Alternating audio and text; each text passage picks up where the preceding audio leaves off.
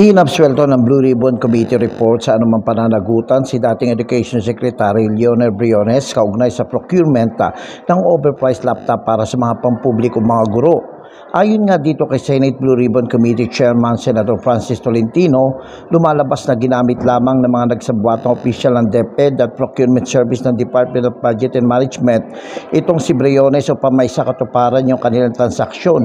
Ipinaliwanag ni Tolentino ang naging partisipasyon lamang ni Briones sa yung paglagda sa agency procurement request para sa mga pagbilingan ng laptop at iba pang procurement sa mga load sa mga mag-aaral at wala itong kinalaman sa transaksyon sa mismong procurement. Samantala, wala ring inirekomendang anumang kaso laban dito kay dating Budget Secretary Wendell Abisado, bagamat saklaw nito ang PSDBM na nanguna sa procurement ng mga laptop. Sinabi ni Tolentino na walang direktang nagtuturo na may kaugnayan nga si Abisado sa transaksyon, lalo pat lumalabas sa pagdinig na hindi nila direktang saklaw ang PSDBM. Ako, si Jojo Sikat, walang inaatas ang balita.